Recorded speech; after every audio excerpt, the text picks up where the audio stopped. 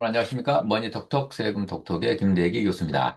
자, 오늘 또 우리가 이제 지난 시간에 의해서 세금 공부를 좀 해보도록 하겠습니다. 우리가 지난 시간에는 우리가 이제 과세 표준에다가 세율을 곱하면 산출세액이 나오게 되는데, 그렇다면 세금별로 과세 표준은 어떻게 구하는 것인지는 이제 지난 시간에 봤었고요. 그리고 과세 표준이 정해지면 과세 표준에 따라서 세율이 각각 이제 달랐었죠. 그리고 이제 세율을 갖다가 곱해서 산출세액을 산출하는 방법들을 계산을 해봤는데요. 오늘은 이제 산출세액이 나왔단 말이에요. 그리고 이제 뭐 그 밑에 이제 산출세액이 나오면 세액공개나 세액감면을 해주고 이제 내야 될 세금이 나올 거 아닙니까? 그럼 그것을 언제까지 내야만 하느냐라는 것이죠. 그리고 세금의 종류가 워낙 많습니다. 그리고 이제 그 세금의 종류에 따라서 이제 납부하는 기한이 다 다르긴 합니다만, 우리가 이제 일반적으로 많이 내는 세금들 중심으로 해서 오늘 납부 기한이 어떻게 되는지 한번 알아보고요. 그리고 그 납부 기한까지 일단 신고를 하고 납부를 해야 되거든요. 근데 신고를 안 했다. 그리고 납부도 안 했다. 신고는 했는데 납부는 안 했다. 이런 경우에 이제 가산세가 나오게 됩니다. 왜? 신고를 해야 되고 납부를 하지 않은 그 성실하게 해야 되는데 안 했다. 그래서 신고 불성실 가산세, 납부 불성실 가산세가 나오는데요. 얼마가 나오고 또 이게 굉장히 큽니다. 그래서 우리가 그 가산세에 대해서도 같이 한번 알아보도록 하겠습니다. 자, 자료를 먼저 좀 공유를 해볼까요? 음, 네. 자, 이 자료 지금 보이시죠? 네. 자, 털털한 세금 이야기. 네. 여섯 번째 벌써 여섯 번째 시간이네요. 벌써요. 네. 그래서, 어, 세금에 대해서 우리가 이제 공부를 하고 있는데요. 자, 오늘은 여섯 번째 시간으로서, 자, 한번 볼까요? 납부 기한이요. 우리가 이제 내야 될 세금이 확실히 정해지면 언제까지 납부를 해야만 할 것이냐라는 것입니다. 그리고 이 납부 기한이 있으면 그 납부 기한까지 내야만 하는데 만약에 안 냈다 그러면 이제 가산세가 나옵니다. 가산세 중에서도 이제 막 가산세도 종류가 굉장히 많습니다. 이따가 이제 국세청 홈택스에 가서 우리가 같이 한번 자세히 좀 볼 겁니다만 가장 중요한 가산세 신고 불성실 신고를 안 했을 때 납부 불성실 납부를 해야만 하는데 안 했을 때 그리고 납부는 그럼 이제 나중에 1년 뒤나 2년 뒤에 하지 않겠습니까? 그때까지 가산세가 계속 붙거든요. 그래서 그걸 중심으로 해서 좀 알아보도록 하겠습니다. 신고 불성실 가산세, 납부 불성실 가산세.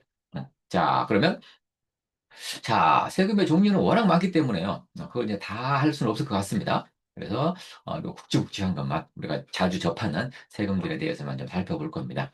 일단은 자, 이자 배당소득 근로소득 우리가 급여를 받을 때 근로소득자들 급여를 받을 때 세금을 떼고 나오죠. 세금 떼고 나오는 거를 이제 원천징수가 된다라고 얘기를 하는 것이죠. 원천징수는 우리가 직접세, 간접세에서 좀 나중에 구분을 해서 좀 자세히 다룰 겁니다. 그리고 원천징수를 해서 다음 달까지 원천징수 이행 상황 신고서라는 걸 제출하게 되는데요. 그게 어떤 의미인지 그리고 또 이제 내년에 지급명세서 요즘에 이제 간이지급명세서라고 해서 이제 매월 납부하는 것도 있습니다만 신고하는 것도 있습니다만 그 지급명세에 대해서 좀 자세히 할 때 자세히 알아보겠습니다. 근데 근로소득을 받을 때 세금을 미리 띄워놓는다. 그럼 원천징수 해놔겠죠 회사에서요. 그리고 은행이라든가 뭐 증권사라든가 이런 금융기관에서 이자나 배당을 지급을 할 때 15.4%를 원천징수를 하지 않습니까? 그럼 이 돈들을 가지고 있다가 언제까지 납부를 하느냐라는 것이죠. 이번 달 1월 달에 지급을 했다면 지급일 다음 달 10일, 그러니까 2월 10일까지 납부를 하게 됩니다. 이자, 배당, 근로소득, 그다음에 인적영역 제공자들한테 그 사업자 등록을 하지 않은 인적영역 제공 사업자들한테는 그 3.3%를 원천징수하지 않습니까? 그 3.3%를 띄어놨다가 다음 달 10일까지 납부를 해야만 한다라는 것입니다. 그 다음에 이제 종합소득세요. 이러한 것들을 이제 이 종합소득이 여러 가지가 발생을 했을 때, 그런 이제 다음 달에, 아니, 다음 달이 아니라 다음 해에 종합소득세 신고를 해야 되는데, 언제까지 신고를 해야만 하느냐? 일반 사업자, 개인 사업자를 얘기합니다. 여기서는요. 법인 사업자는 별도로 세금을 별도로 내게 됩니다. 근데 개인 사업자들은, 일반적인 사업자들은 내년도 5월 1일부터 5월 31일까지 낸다라는 것이죠. 이제 2025년 1월 1일부터 10월 31일까지 과세년도, 과세 기간 동안에 벌어들인 소득에 대해서 우리가 종합소득세 신고를 2026년 5월 달에 하게 되죠. 5월 1일부터 5월 31일 사이에 하면 된다라고 하는 것입니다. 근데 이런 사업자들 중에 좀 매출 규모가 약간 큰 사업자들은 너희들 좀 제대로 신고해야 될 것 같은데 그래서 세무사나 회계사에 도장을 좀 받아와 봐. 세무사나 회계사에 확인을 좀 받아와라. 그런 사업자들을 성실신고 확인 대상 사업자라고 하거든요. 그런 사업자들은 5월 1일부터 5월 31일까지에다가 한 달을 더 줍니다. 6월 1일부터 6월 30일까지. 그래서 5월 1일부터 6월 30일까지 신고를 하게끔 되어 있습니다. 성실신고 확인 대상 사업자들은요, 일정 규모가 좀 넘어가는 사업자들은 성실하게 세무사나 회계사에 확인을 받아와라 라고 하는 것입니다. 그래서 6월 30일까지 신고를 하게 된다라는 것이고요. 그다음에 자, 부동산 양도소득세요. 우리가 주택이나 상가나 부동산에 관한 권리, 뭐 조합원 입주권이나 뭐 분양권이나 뭐 이런 걸 양도했을 때요. 신고를 갖다가 하게 되는데 어떻게 신고를 하냐면 자, 부동산은 양도소득세를 신고를 할 때 예정 신고와 확정 신고로 나눠집니다. 예정 신고는 뭐냐면 만약에 오늘 뭐 1월 지금 20일이죠. 오늘 지금 집을 하나 팔았다. 그러면 예정 신고라는 걸 하셔야 되는데 언제까지 해야만 하느냐? 네. 양도일에 속한 달의 말일부터 2개월 냅니다. 양도일에 속한 1월 20일이 속한 달의 말일, 1월 31일이 되겠죠? 1월 31일로부터 2개월 이내니까 2월 28일, 3월 31일, 3월 31일까지 신고를 하게 된다 이겁니다. 그래서 예정 신고는 1월 달에 신고하면 3월 달까지. 그다음에 또 이제 막한 7월 달에 하나 또 팔았다 그러면 8월, 9월 말일까지 신고를 하셔야만 합니다. 팔 때마다 예정 신고라는 건 해줘야만 한다. 2개월 이내에 해줘야만 합니다. 그렇다면 자, 이제 1월 달에 하나 팔고요. 7월 달에 하나 팔았단 말이에요. 1월 달에 판 거는 3월 말일까지 예정 신고했겠죠? 그다음에 7월 달에 판 거는 이제 9월 말일까지 신고를 했을 거 아닙니까? 예정 신고를. 그렇다면은 야, 너 두 개 팔았잖아. 하나하나씩 팔 때는 세금이 적게 나올 수 있습니다. 그래서 이거를 합산을 해서 세금을 더 낼래? 그래서 올해 판 걸 갖다 내년도에 확정해서 신고해줘라고 하는 것입니다. 확정 신고는 언제까지 하면 되느냐? 양도일에 속한 연도. 2025년도 1월. 이죠. 다음 연도니까 5월 1일에서 5월 30일. 이 종합소득세 신고할 때 하라는 얘기입니다. 종합세 신고할 때 이 부동산에 대한 양도소득세도 확정 신고라는 걸 해줘라라고 하는 것입니다. 그렇다면 여러 개의 부동산을 한 해에 팔았을 때는 확정 신고를 해야만 하나? 예를 들어서 1월 달에 1월 달에 하나 팔았는데요. 그럼 3월 달에 신고를 했겠죠. 2개월 이내에. 근데 이것 말고는 판 게 없단 말이에요. 그러면은 어차피 내년 5월 달에 가서 신고할 때도 똑같을 거 아닙니까? 하나밖에 안 팔았으니까. 그러면 예정 신고하는 것과 확정 신고하는 것과 아마 신고 금액이라든가 납부할세액이 동일할 겁니다. 동일하면 뭐 두 개 다 할 필요 있냐 이겁니다. 그래서 예정 신고하지 말고 확정 신고를 해버리자 라고 확정 신고를 하는 경우가 있는데 안 됩니다. 이렇게 하면은 예정 신고는 하고 예정 신고한 것이 확정 신고 때는 똑같으니 확정 신고를 생략할 수 있습니다. 근데 예정 신고는 해야만 한다. 예정 신고를 안 하게 되면 가산세라든가 이런 것들이 나오게 됩니다. 그래서 그런 것들은 좀 확인을 해서 꼭 예정 신고는 하자. 확정 신고는 안 할 수 있다. 근데 여러 개를 만약에 팔았다 그러면 무조건 해야만 한다라는 것들 기억하고 있으시면 좋을 것 같고요. 그다음에 자, 증여세입니다. 증여세는 이제 주는 사람이 살아생전에 뭔가를 또 공짜로 주는 걸 증여라고 하죠. 보통 할아버지가 손자한테, 아버지가 자녀한테 뭐 이런 식으로 부모가 자녀한테 이런 증여를 했을 때 증여일이 속한 달에 말일부터 3개월 이내. 자, 그러면은 뭐 오늘 증여했다 그러면 말일부터 3개월이니까 언제죠? 2, 3, 4, 4월 30일까지 신고하면 된다라고 하는 것이네요. 자, 상속세는요? 상속세는 상속일이 속한 달, 상속일이라는 게 이제 사망한 날, 상속 개시일이라고 합니다. 상속일이 속한 달, 오늘이다 그러면 6개월 이내니까요. 2, 3, 4, 5, 6, 7. 7월 31일까지 신고하면 된다라고 하는 것입니다. 자, 지금 뭐 이 외에도 많은 세금들이 있습니다. 이 많은 세금들이 있는데, 이제 좀 우리가, 그런 것들을 다 볼 수는 없고요. 다 볼 수는 없고, 우리가 좀 굵직굵직한 것만 좀 알아봤는데, 이거를 좀 이렇게, 이렇게 봤더니 약간은 좀 눈에 확 와닿지 않죠? 그래서, 증여세 상속세를 예로 들어서 한번, 좀 그림을 한번 그려보겠습니다.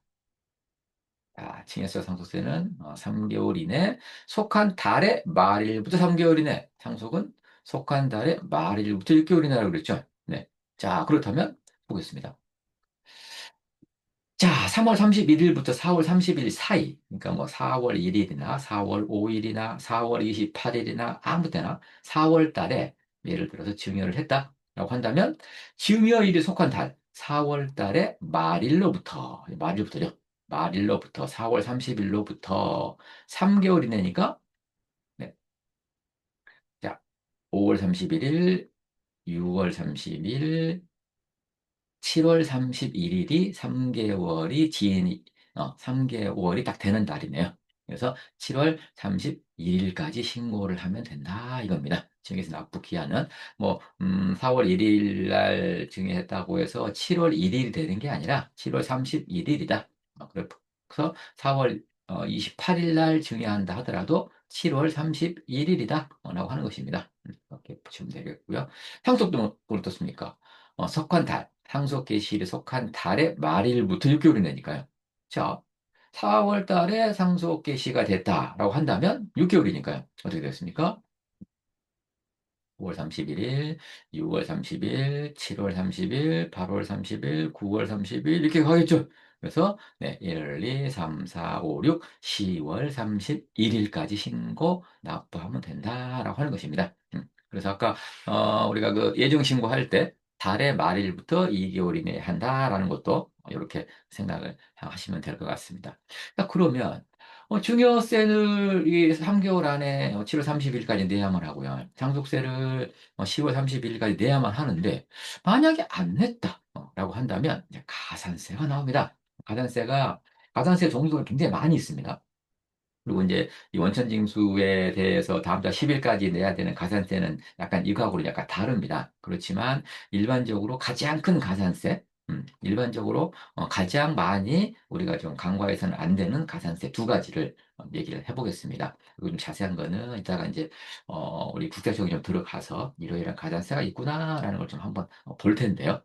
자, 일단은 신고 납부를 해야만 합니다. 그 납부 기한까지 신고도 해야 되고 납부도 해야 됩니다. 근데 납부를 안 하고 신고도 안 할 수 있겠죠. 그럼 신고를 안 하게 되면은 신고를 갖다가 안 하는 순간 만약에 7월 31일 12시까지 증여세를 신고를 해야 되는데 신고를 해야 되는데 안 했다? 그러면 8월 1일 때 0시가 넘어가는 그 1초만 딱 지나도 네, 이 납부세액의 20%를 신고 불성실 가산세로 내야만 합니다. 1초만 지나가도요. 이게 무섭습니다. 신고 불성실 가산세가 무려 20%가 붙어버리기 때문에 그래서 1억을 내야 되는데 신고 안 했다? 그러면 바로 20%가 붙어버립니다. 2천만 원이 붙어버린다.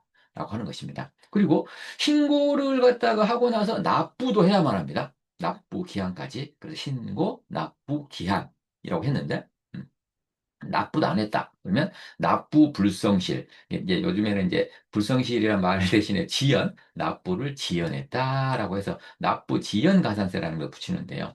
일단은 미납 납부세액이 있겠죠. 그리고 이 납부는 납부할 때까지 하루당 0.022%, 이게 만 분의 2.2. 이게 이제 하루당 0.022%를 갖다 붙여버립니다. 그래서 경과 일수 만약에 10일이다 그럼 10일을 곱하는 거고요. 하루당 0.22%, 0.022%를 곱해가지고 계산을 하는데요. 그럼 0.022%를 한 365일, 1년으로 계산을 하게 되면 1년으로 계산을 하게 되면 약 8.03% 정도 됩니다. 이게 지금 옛날에는 0.025였고요. 옛날에는 0.03이었고요. 근데 이게 점점 줄어들고는 있습니다만 약 8% 정도 됩니다. 그래서 신고 불성실 가산세 20% 바로 두드러 맞고요. 그다음에 납부할 때까지 연 8.03%의 이자 내라 이겁니다. 그걸 가산세로 부과하겠다 이겁니다. 그래서, 좀 주의를 하셔야 되는데, 예를 한번 들어볼까요?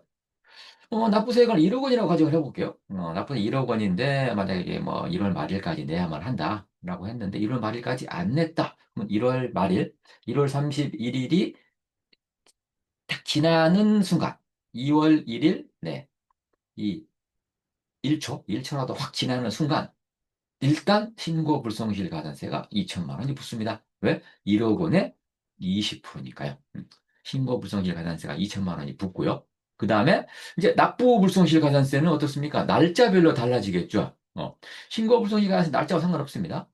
무조건 붙어버리는 것이고, 납부 불성실 가산세는 이제 기간이 있겠죠. 미납 기간. 그래서 납부전 가산세 하면 1년 뒤에 납부를 했다고 해보겠습니다. 그러면 1억 원에 약 연간 8.03%가 붙는다 그랬죠? 그러면, 이게 830만 원이 아니라 803만 원이네요. 803만 원. 이건 좀, 오타가 난 것 같습니다. 이건 좀, 제가 나중에 수정을 하도록 할게요. 803만 원이다. 라고 생각하시면 될 것 같고요. 그러면, 1억 원과 2천만 원과 830만 원을 갈게요, 그냥. 네. 죄송합니다. 그러면 얼마를 다 내야 됩니까? 1억 2,830만 원을 내야 된다. 1년이 지나면 2,800, 28%가 붙어버린다는 거죠. 네. 그리고 한 2년을 안 냈다 그러면 830만 원의 두 배, 1,660만 원에다가 2천만 원을 내야만 하니까, 네. 1억 3,660만 원을 내야만 한다. 네. 2년 뒤에 납부를 하게 되면요. 3년 뒤에 납부를 하면 또 830만 원 또 붙을 거 아닙니까? 또 붙으면 1억 4,490만 원이다. 이겁니다. 그리고 4년째 안 냈다? 1억 5,320만 원. 5년째 안 냈다? 네, 1억 네, 6,150만 원. 네. 물론 여기 이제 지금 30만 원이 아니라 3만 원이니까요. 3만 원이니까 여기에 15만 원이 될 것 같습니다. 1억 6천 15만 원 이런 식으로요. 그래서 신고불성실 가산세와 납부불성실 가산세가 굉장히 무섭다. 그럼 어떻게 하면 되겠습니까? 돈이 없다. 납부를 못할 상황이다. 그러면 신고는 하자는 거예요. 신고를 안 하면 1초만 지난다 하더라도 20%가 붙어버리기 때문에 신고는 일단 하자. 신고를 하고 나서 납부는 좀 돈이 있을 때까지 미루자. 그러면 뭐 한 달이면은 얼마입니까? 이거 한 70만 원 정도밖에 안 되지 않습니까? 한 달만 뒤에 만약에 낸다고 한다면. 그래서 납부 불성실 가산세는 좀 일자별로 계산이 되기 때문에 그렇게 부담이 되지 않는다. 그래서 정 돈이 없다면 신고는 하되 납부를 좀 미루자. 돈이 없다고 신고도 안 하고 납부도 미뤄버리면 또 신고 불성실 가산세가 굉장히 크기 때문에요. 그런 식으로 우리가 좀 이렇게 작전을 좀 짜야만 될 것 같습니다. 그런 식으로 하시면 될 것 같고요. 자, 이런 가산세가 지금은 이제 간단하게만 이런 가산세가 있다고 봤습니다만, 이제 우리가 어떤 가산세들이 한번 보겠습니다. 이 국세청 홈페이지입니다. 국세청에 가셔가지고 이 국세 신고 안내라고 있습니다. 국세 신고 안내를 갖다 누르셔서 여기 종합소득세 한번 가볼까요? 그럼 종합소득세가 여러 가지가 나오는데요. 네, 누르면 이제 종합소득세, 그다음에 부가가치세, 원천세, 이따가 이제 들어가 볼게요. 양도소득세 나오죠. 그다음에 상속세, 증여세, 종부세 이런 게 나오는데요. 종합소득세 가셔가지고 뭐 다른 것들은 뭐 나중에 다 공부를 하게 될 겁니다만, 가산세 한번 보겠습니다. 가산세 보면은 여기 무신고했을 경우에 무신고 납부세액의 20%가 붙는다 이겁니다. 여기요 보이시죠? 그리고 납부 지연이요. 납부 지연했을 때 납부한 미납세액의 경과일수를 곱하되 네, 만 분의 2.2다 이거죠. 만 분의 2.2.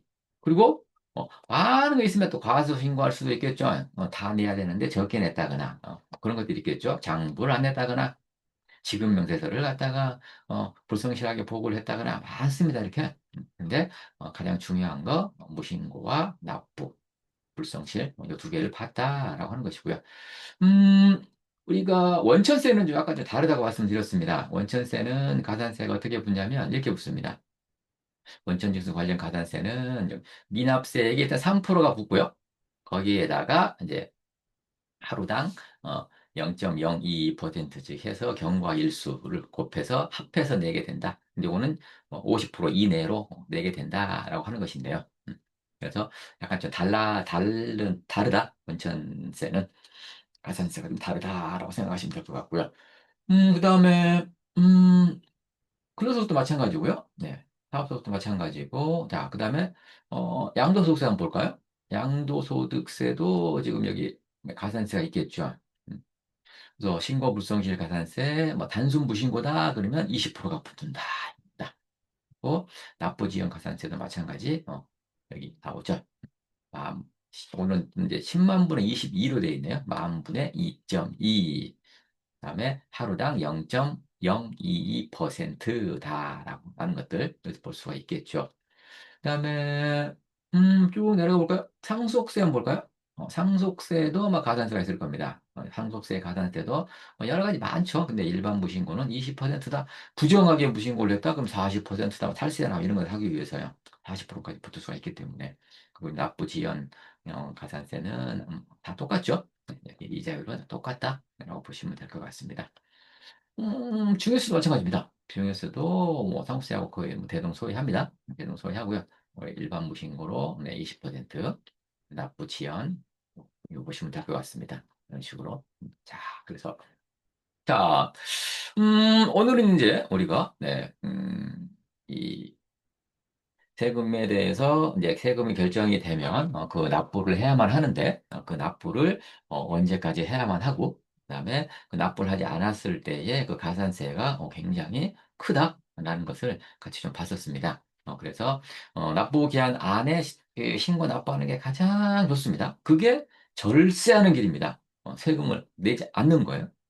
그리고 이런 그 가산세나 이런 것들은 나중에 비용 처리도 안 될 수도 있습니다. 왜? 법을 어겼기 때문에. 어겼기 때문에, 안 될 수도 있기 때문에, 이런 것들에 대해서는 이제 그 부인돼 버리거든요. 나중에. 네. 세금 계산을 할 때. 그래서 그런 것들에 대해서는 좀 우리가 주의를 기울여야 하겠다라는 것들을 오늘 좀 봤었고요. 그리고 이제 자, 다음 시간에는 이제 우리가 지금 세금 공부를 쭉 하고 있으니까요. 이제 오늘까지는 이제 거의 기본적인 걸 다 봤었습니다. 그래서 이제 다음 시간부터는 이제 좀 더 깊숙이 들어가 보겠습니다. 우리가 하나하나 뭐 원천징수가 뭔지 이런 것들이라든가 또 이제 연말정산, 종합소득세 신고, 뭐 금융소득 종합과세 뭐 이런 것들에 대해서 좀 이렇게 자세히 좀 알아볼 수 있는 시간을 이제 점점점 가질 겁니다. 이 세금 공부 언제 끝날지는 모르겠습니다. 그냥 가는 대로, 그냥 덜덜하게요. 덜덜한 세금 이야기이기 때문에, 그냥 그런 뭐 계획이나 이런 거 없이 그냥 쭉 한번 가보겠습니다. 그래서 편안한 마음으로 그냥, 같이 공부한다라는 생각으로, 같이 이렇게 생각해 보시면 될 것 같습니다. 자, 오늘 이 동영상이 마음에 드셨다면 좋아요, 구독, 알람 서비스 부탁드리고요. 다음 시간에 우리가 또 다시 다른 세금 이야기로 같이 얘기를 나눠보도록 하겠습니다. 감사합니다.